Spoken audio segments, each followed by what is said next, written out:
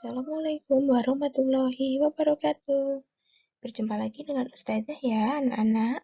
Hari ini kita akan belajar tematika subtema 2, pembelajaran 6. Sebelum memulai pembelajaran hari ini, alangkah baiknya kita berdoa terlebih dahulu. Berdoa dimulai. Bismillahirrahmanirrahim. Rabbi zidni ilma warzuqni fahma. Amin. Ya Rabbal Alamin. Alhamdulillah, anak-anak hari ini sebelum belajar sudah berdoa ya. Baik-baik ya video penjelasan dari Ustazah. Tetap semangat. Di pembelajaran 6 ini, anak-anak akan belajar bagaimana cara membuat laporan hasil wawancara. Kita mengajukan berbagai pertanyaan untuk menggali informasi penting dari narasumber saat wawancara. Setelah kita mendapatkan informasi tersebut, kita pasti akan membuat sebuah laporan hasil wawancara. Semua informasi yang kita dapatkan sebaiknya jangan lupa kita ingat, melainkan kita catat dalam bentuk laporan hasil wawancara. Laporan hasil wawancara bertujuan untuk memudahkan orang lain membaca dan mengetahui informasi penting yang telah kita peroleh. Di laporan hasil wawancara, sebaiknya harus ada latar belakang, maksud dan tujuan, topik wawancara, waktu dan tempat kegiatan, hasil wawancara, dan kesimpulan.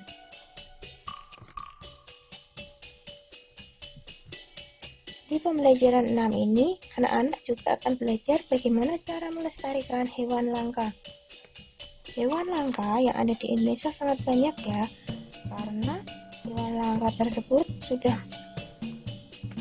awalnya adalah hewan yang jumlahnya yang sangat banyak, namun karena saking banyaknya diburu oleh pemburu, maka hewan tersebut keberadaannya mulai berkurang ya di habitatnya, jadi menjadi hewan langka.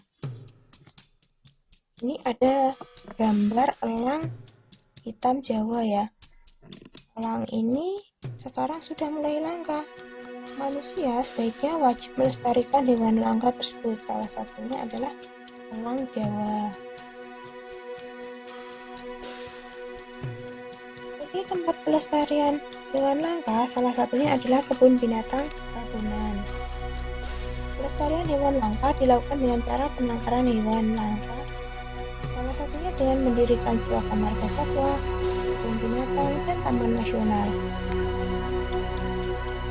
Pelestarian jenis ini adalah pelestarian in situ, atau pelestarian yang dilakukan pada tempat asli hewan tersebut berada.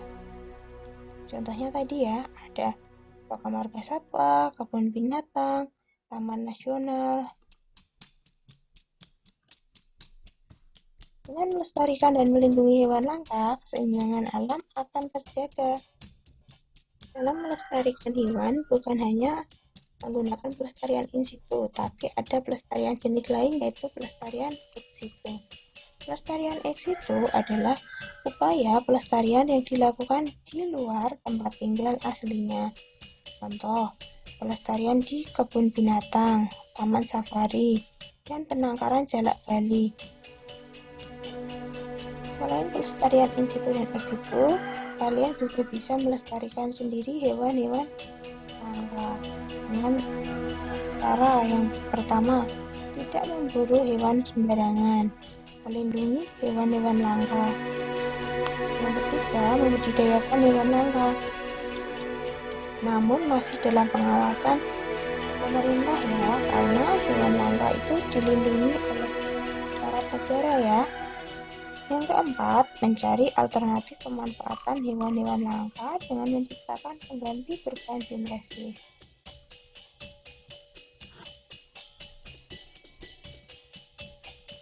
Berikut adalah manfaat dari melindungi hewan langka.